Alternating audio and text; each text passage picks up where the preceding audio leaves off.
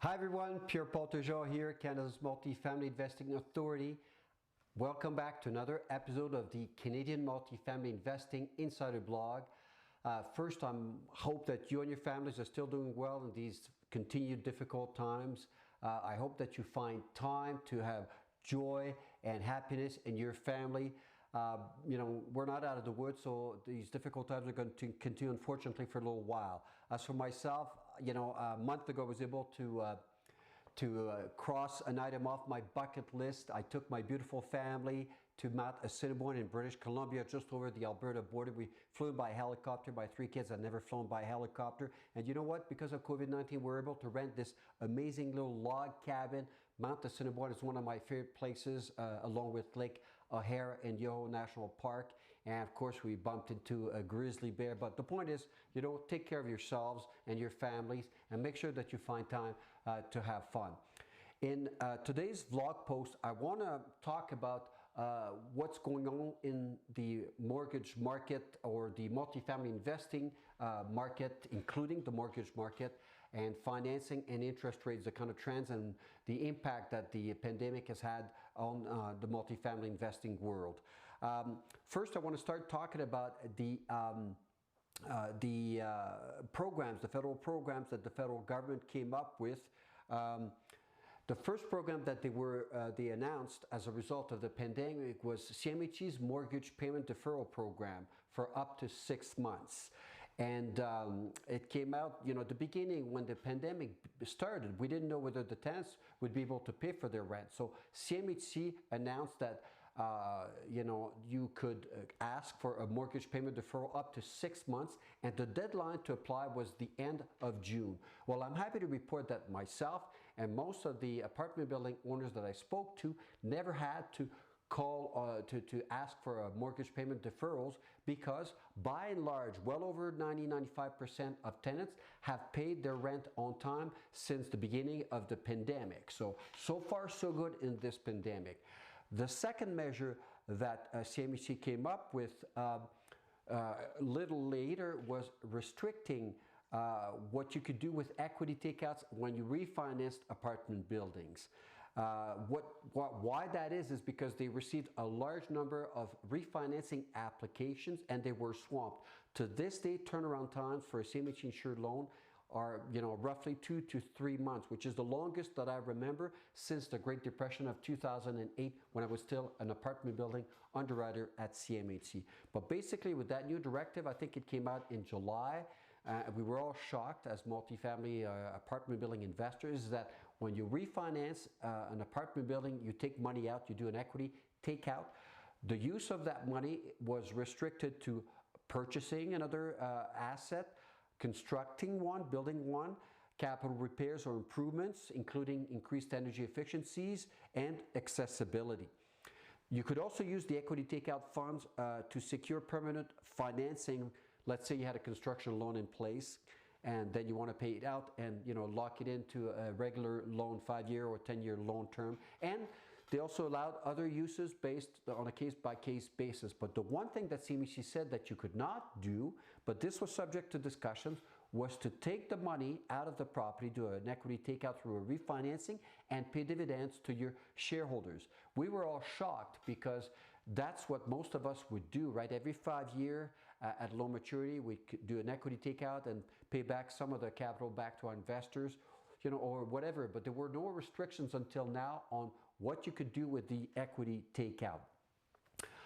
The next program that was announced was the Canada Emergency Business Account.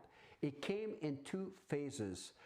The first phase was what they call now the payroll stream, right? And essentially what CEBA is, the Canada Business Emergency Account, it still is, by the way, at the time of me recording this vlog post, a $40,000 interest-free loan up to 2 years. And if you repay it by the end of December 2022, you get to keep 10 grand is forgiven. $10,000 is yours to keep. All right. So initially, when they came out with this program, the CEBA, Canada Emergency Business Account, was for people with a payroll that had a total employment income paid to employees in 2019 greater than $20,000 and less than $1.5 million. All right. Guys like me did not qualify for something like this because I don't have a payroll. I'm self-employed. I hire a professional property manager that has a payroll and pay their employees. But as for myself, I don't have a payroll. So I was not eligible at that time.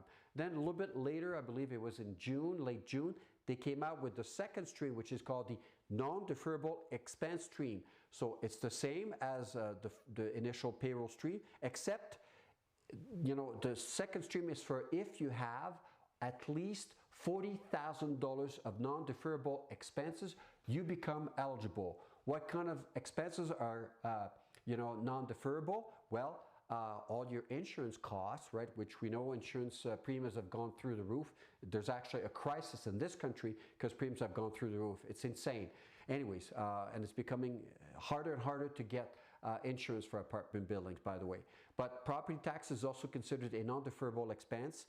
Utilities, your debt service, your mortgage payments, if you pay contractors, you know, to maintain licenses and so on, or if you incur payments for materials that you consume to produce a product ordinarily offered and by sale by the borrower. So basically, all of a sudden, I became eligible, and I did apply, and I did get the money, the $40,000 for all of my corporations. So you still have time. The new deadline has been extended for the end of August until the end of October. If you haven't done so, you have at least $40,000 of non-deferrable expenses. You got to apply. It's a no-brainer. Now, I want to move on to where are interest rates going. I like to follow a couple blogs, one by RateSpy and the other one is by Mortgage Trends, all right? And this came out this week. The reason I follow these two blogs is because it's indicative of what's going on overall in the mortgage market, and their analysis is always spot on, is extremely, extremely good. So that's what I recommend.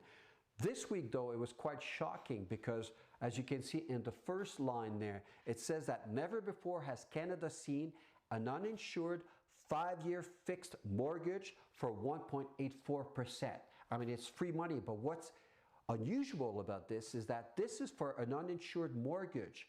Like, you know, I used to be a mortgage underwriter at CMHC, right? So that's what we call mortgage default insurance. But a non-insured means that CMHC did not insure the loan. It's a conventional loan. Yet those rates for conventional financing, at least in the world of small rental properties or principal residences, is very competitive now with CMHC insured mortgages. But here's the thing, the caveat, the warning about these websites. That's not how you find out what the interest rate is going to be for your multifamily, your apartment building mortgage. No, but they're indicative, as I said, of trends, what's going on in the marketplace, and they always provide very good analysis. If you want to monitor interest rates in the multifamily world, what you have to monitor is the Canada Mortgage Bond Rate, CMB. This is a daily update that I get from First National every day, which gives me what is the daily Canada Mortgage Bond Rate. So this is a couple days ago, and as you can see, it was 0.63%. It had gone down by 0.1%, so very little. And I remember about 3 months ago when I renewed another loan, that rate was 0.85%. So the Canada Mortgage Bond Rate has come down. This is freaking cheap money. But if you want to figure out approximately what your interest rate is going to be on any given day, right? You take that Canada Mortgage Bond, in this case, 0.63%, and depending who the lender is, they'll add roughly about 1.25%, perhaps 1.5%. First National is not very competitive when it comes to interest, interest rates. But that'll give me, so today or the day when I printed this statement, the Canada Mortgage Bond was 1.6%. To estimate how much my interest rate would be for an apartment building, I would add 1%, so my rate would be roughly 1.63%, in that vicinity. All right, every lender has discretion in terms of their interest rate, but that's usually how it works in the industry. So that's how you can monitor what's going on in terms of interest rates for apartment buildings. Now, another here is Jimmy Wedgbury, again with First National. vice president, senior vice president of commercial mortgages, attended the Canadian Real Estate Forum recently in Toronto and made some very interesting comments. Obviously, they're bragging about how much financing they're providing. So when your deal is insured with CMHC, you're always going to be able to find a lender to lend to you, because CMHC takes away the risk from the lender by ensuring the loan against default by borrowers, by investors, all right? But a few very telling comments what's going on in the market, in the real estate market. First here, it's saying that lease up for suburban apartments are faster than ever. So in other words, in the suburb, apartment buildings are leased up very, very fast, all right? Because why? Because people are moving away from core downtown large cities such as Toronto, Montreal, and Vancouver towards the suburb. All right, so that's the first comment. Then they go on to comment about luxury apartment vacancy rate is way higher in the core of these large cities, Toronto, Montreal, Vancouver. Why? Again, for that reason, people are moving out of those expensive apartments or perhaps condos that are being rented out in favor of the suburb, all right? Now, generally in most markets, not my market unfortunately in Alberta because we are still in a severe downturn, but in most markets, rents have increased in apartment buildings, right? But I love these two comments at the bottom here. It says here that landlords have done a remarkably good job of responding to tenants' needs during the COVID-19 crisis, right? And they deserve credit for the responsible actions that they took in terms of safety measures employed and touchless tours for prospective investors. Now you can do a virtual tour of your apartment. You don't have to touch anything and avoid contamination that way. Also, the last comment here from Jeremy Wedgbury at First National is that receipts, rental receipts, in other words, have been strong to date, which is a testament to the skill displayed by landlords and the wage subsidy, right? Why tenants continue to pay their rent, and why, you know, guys like me did not have to resort to the mortgage payment deferral program that CMHC had to offer, is because tenants kept paying their rents, right? Further to that, I came up with a couple articles that I wanted to share with you. First one is from the Wealth Professional magazine, Canada, and there's an article by Greg Romand, who is the president and CEO of Centurion Asset Management. And basically what Greg said is he made the case for apartments in the area of COVID-19. Specifically, he said that, I believe that apartments are going to be one of the most resilient businesses in an uncertain world. Like even when there's a shutdown or a lockdown situation, tenants continue to pay because it's a priority next to food, putting food on your table. People need a shelter. They'll always pay their rent, right? So again, apartment buildings continue to be a great asset class to be investing in. And not only that, but as you know, there's a shortage of housing, right? So again, tenants don't want to be evicted. They make sure that they're paying for their rent at the end of the month. Another article along the same lines from the Remy magazine. This is a subscription that I get from the Real Estate Management News Network. But again, a clear preference for multifamily assets is signaled. Investors, lenders, and public markets are signaling a preference for multifamily assets. So bottom line, folks, the sky has not fallen, right, in the multifamily investing world. It remains a strong asset. This is, it's going to be what I guess my third significant event. When I was an underwriter at CMHC, I witnessed firsthand while I was underwriting deals after deal how much money people were making by investing in apartment buildings in 2009 during the Great Recession, and then the most recent recession that we had, and now the pandemic. Apartment building are a sound asset, but you got to roll up your sleeve. There's more work to be done.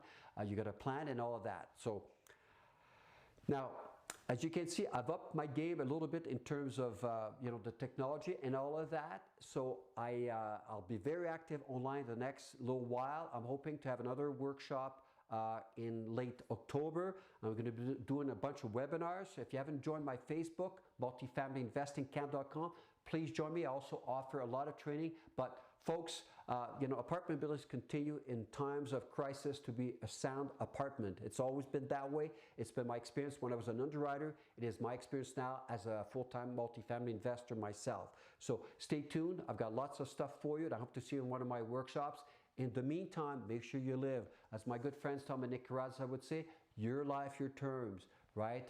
You know, find the time to have joy in your life and happiness despite the difficult times, and I'll see you shortly. Thank you for watching. Cheers.